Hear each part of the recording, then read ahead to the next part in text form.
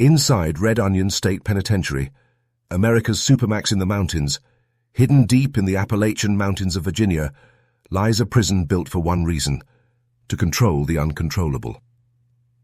Red Onion State Penitentiary is a supermax designed for the most dangerous inmates, where solitary confinement is the norm and human contact is nearly erased. But what really happens inside this fortress of silence? Today, we go inside Red Onion. The birth of Red Onion. To understand Red Onion State Penitentiary, we need to go back to the 1990s, a time when the American prison system was at a breaking point. The United States was in the middle of the tough-on-crime era. Violent crime rates were high, gang wars were spilling into prisons, and overcrowding was pushing facilities to the brink. Across the country, correctional officers were being attacked, riots were erupting, and officials were scrambling for solutions. In Virginia, the answer they settled on was clear: build a prison so secure, so isolating, that it could contain the inmates who couldn't be controlled anywhere else. That prison was Red Onion State Penitentiary. Built in 1998, Red Onion was constructed in Wise County, Virginia, a remote part of the Appalachian Mountains. Its location wasn't random. By placing it in one of the most isolated corners of the state, surrounded by rugged terrain, officials ensured it would be difficult to escape and far from major cities. The prison also brought jobs to a struggling coal mining community, making its arrival both an economic lifeline and a symbol of a new era in corrections. From the start, Red Onion was designed as a supermax prison. Unlike traditional facilities that mix different levels of inmates, Red Onion was meant to house the most violent, disruptive, and dangerous men in the system. The prison had space for about 800 inmates, but what made it different was the solitary confinement model. Roughly 500 of those men were locked down in single cells for 23 hours a day. The cells at Red Onion are stark, measuring only about 8 by 10 feet. Inside, there's a concrete bed with a thin mattress, a toilet sink combo, and a small desk bolted to the wall. Each cell has a narrow slit window, but it's designed so that inmates can't see the horizon, only the sky. This architectural choice was intentional, meant to reinforce isolation and cut off any sense of connection to the outside world. Life in Red Onion is governed by rules of control. Inmates are served meals through slots in their steel doors. They are shackled and escorted by multiple guards any time they leave their cells. Recreation means 1 hour in a small outdoor cage known as a dog run, where they pace alone, seeing little more than a patch of sky through metal mesh. For the other 23 hours, it's concrete walls and silence. Virginia officials promoted Red Onion as a necessary response to prison violence. They called it a model of modern security, a facility that would protect staff, inmates, and the public. But almost immediately, human rights concerns surfaced. Reports from the late 1990s and early 2000s revealed troubling practices. Inmates described beatings by guards, excessive use of restraints, and being pepper-sprayed for minor infractions.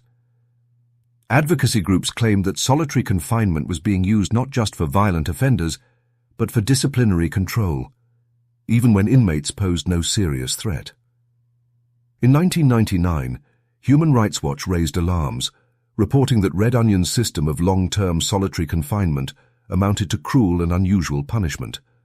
Journalists who visited described it as a place of eerie silence where men yelled through vents just to hear another human voice. Some inmates reported hallucinations, paranoia, and suicidal thoughts, effects consistent with what psychologists now call SHU syndrome, a condition linked to extended isolation. Despite the criticism, Virginia officials defended Red Onion. They insisted that the facility was essential for maintaining order. In their view, the men sent there weren't ordinary prisoners. They were gang leaders, repeat attackers, and threats to both staff and other inmates. To them, Red Onion was not about cruelty. It was about survival in a system under siege. Still, the shadow of controversy hung over the prison. Lawsuits were filed, families protested, and the national debate over solitary confinement began to grow, with Red Onion often cited as one of the most extreme examples in America. Today, Red Onion remains one of the most notorious prisons in the United States. It represents both sides of the prison debate, a fortress of control for the state and a symbol of inhumanity for its critics. To truly understand why Red Onion has earned such a reputation, we need to step deeper inside, to see what daily life looks like for the men who live, and often slowly break, within its walls. Life in solitary, the 23-hour lockdown. Step inside Red Onion State Penitentiary, and you'll quickly realize that this isn't an ordinary prison. Everything is built around control, restriction, and silence. For inmates, daily life is a routine of isolation, designed to wear down both body and mind. A prisoner's day begins before sunrise. Guards make their rounds in heavy boots, the clank of keys and the slam of doors echoing down the concrete corridors. Inmates wake not because of natural light, windows are narrow slits angled toward the sky, but because the mechanical hum of the prison never really stops. Breakfast arrives through a steel slot in the cell door. There is no cafeteria, no shared meals. A plastic tray is slid through the opening, cereal, milk, and maybe a piece of fruit. Guards rarely speak. Communication is reduced to quick orders or silence. The inmate eats alone, on his concrete bed or desk, staring at the same four walls he has seen every day. The cell measures just 8 by 10 feet. It contains a concrete bed with a thin mattress, a stainless steel toilet and sink combo, and a small desk bolted to the wall. That's it. The window, just a few inches wide, reveals only a slice of the sky. No horizon, no trees, no mountains. The outside world is erased by design. Inmates spend 23 hours a day in this space. Exercise, if granted, happens in a small outdoor cage known as a dog run. Imagine a concrete pen surrounded by 20-foot-high walls, topped with steel mesh. The only view is a patch of sky. Some inmates pace in circles, others do push-ups or sit quietly, savoring the brief feeling of fresh air. But they are always alone. Even movement within the prison is tightly controlled. If an inmate leaves his cell for recreation, showers, or medical appointments, he is shackled. Wrists cuffed, ankles chained, and a waist chain securing the cuffs. 2 or more officers escort him at all times. Showers happen a few times a week, in small stalls under surveillance. Inmates describe the walk from their cell to the shower as the longest journey they ever take. It is routine, mechanical, and heavily guarded.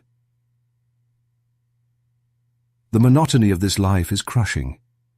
Many inmates create strict routines to keep their minds active, reading, writing letters, or doing hundreds of push-ups inside their cell. Others pace back and forth, measuring every step, repeating the same walk thousands of times a year. But no routine can stop the toll of isolation. Psychologists call it solitary confinement syndrome, or SKU syndrome. Inmates report paranoia, hallucinations, memory loss, and severe depression. Some bang on doors just to hear an echo. Others scream through vents, desperate to connect with another human voice. There are stories of prisoners mutilating themselves, arming guards, or attempting suicide after years of isolation. The prison's defenders argue that such measures are necessary.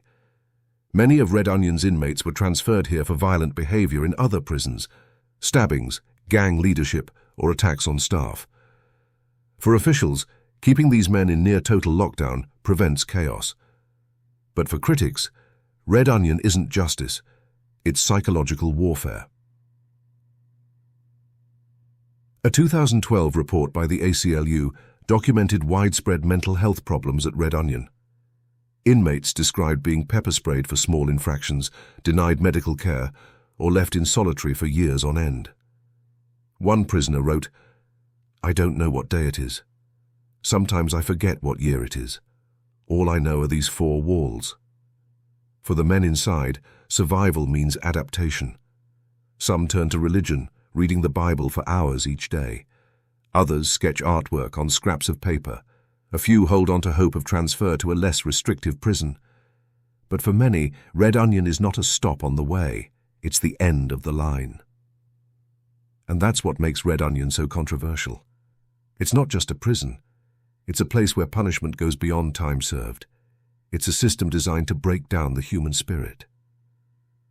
Red Onion State Penitentiary was built as a fortress of control, a place where silence is constant, isolation is total, and human contact is reduced to almost nothing. To officials, it represents order in the face of chaos. To critics, it is a symbol of cruelty, where justice has been replaced by psychological destruction. The men inside live in a world without touch, without connection, and often without hope. And so the question remains, does a prison like Red Onion keep us safe? Or does it reveal something darker about the way we choose to punish?